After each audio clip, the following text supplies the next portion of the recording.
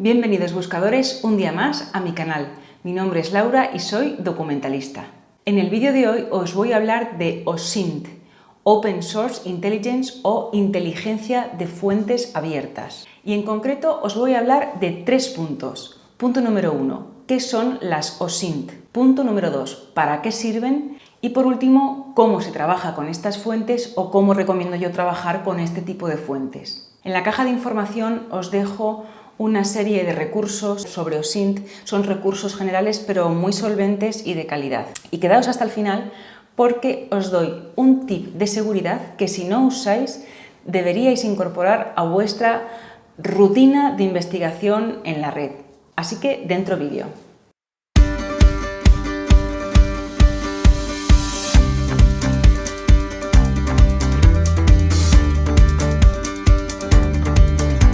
Vamos con el punto número 1, que es una OSINT.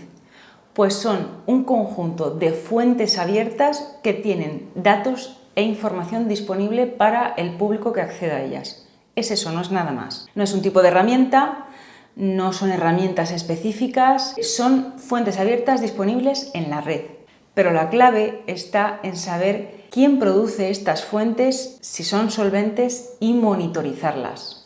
Porque según esta definición que os doy de OSINT, entra todo. Entran medios de comunicación, foros, redes sociales, publicaciones oficiales, todo tipo de fuentes que están accesibles sin restricción de acceso por pago o por afiliación. Es cierto que si buscáis información de OSINT en la red, va a haber una vinculación en algunos recursos con la ciberseguridad, la ciberinvestigación o el análisis forense de datos. También están vinculadas al término del hacking ético. Esta vinculación quizá viene por el origen que tienen estas fuentes de uso de inteligencia militar, pero actualmente es cualquier fuente que utilices y que esté disponible para realizar una investigación sobre algo. Os pongo un ejemplo de cómo utilizamos OSINT sin saberlo de manera rutinaria y que se aleja mucho del concepto de ciberinteligencia y ciberseguridad, uso militar. Cuando se inicia un negocio o conoces a alguien y tienes una cita o quieres saber sobre algo, ¿qué haces? Lo googleas, lo buscas en Google y obtienes toda la información que te va perfilando el juicio sobre esa persona o sobre esa empresa. Bueno, pues es eso lo que hacemos, utilizar en una investigación, en ciberinvestigación, lo que se hace es utilizar las fuentes abiertas disponibles para crear un perfil sobre algo o sobre alguien. Según lo que vamos encontrando, vamos teniendo más fiabilidad o no sobre esa persona, cómo actúa en las redes sociales, si tiene alguna multa, hasta las multas que nos ponen y los impagos los podemos ver en algunos boletines oficiales, es decir, ¿y nosotros qué hacemos? Investigamos sobre esa persona.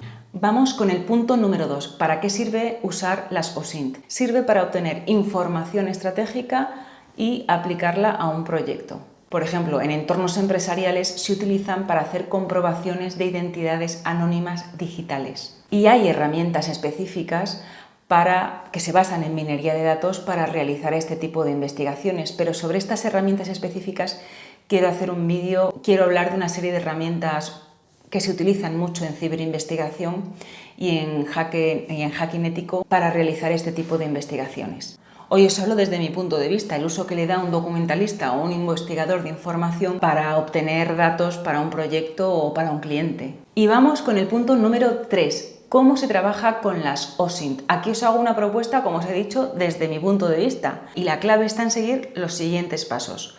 Búsqueda, comprobación y monitorización. Tiene mucho que ver, esta metodología tiene mucho que ver con el vídeo en el que os hablo de localizar los creadores de datos primarios y la importancia que eso tiene para realizar una investigación de calidad.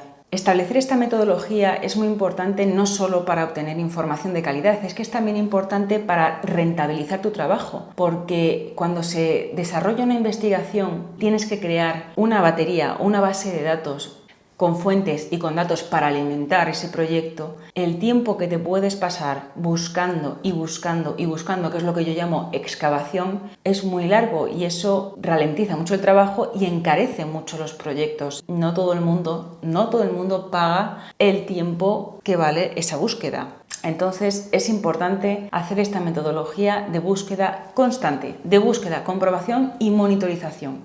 Tener tus propios recursos de cada ámbito del conocimiento, sí es cierto que puede suponer la creación de una base de datos inmensa, pero luego facilita mucho el trabajo, porque a medida que van saliendo nuevos recursos los vas comprobando, vas diciendo, bueno, pues este me puede servir, lo guardo. Es el trabajo de un documentalista durante todo el año. Y luego llega el cliente de un proyecto con un tema del que no pensabas que ibas a trabajar porque por lo que sea te has especializado más en otros y tienes una base sólida sobre la que empezar a trabajar. Conoces las fuentes con las que se trabaja. Así que lo que os propongo de búsqueda, comprobación y monitorización es para siempre. Y en concreto, para trabajar con las OSINT os propongo estos pasos. Primer paso, saber los objetivos que tiene el proyecto, el tipo de datos que necesita y buscar las fuentes que son óptimas para ese proyecto. Evita que investigues miles de hilos de información con los que nunca llegas a nada útil para el cliente. Eso es tiempo y eso es dinero. Podríamos decir que tienes que ir siempre por delante de lo que el cliente puede necesitar.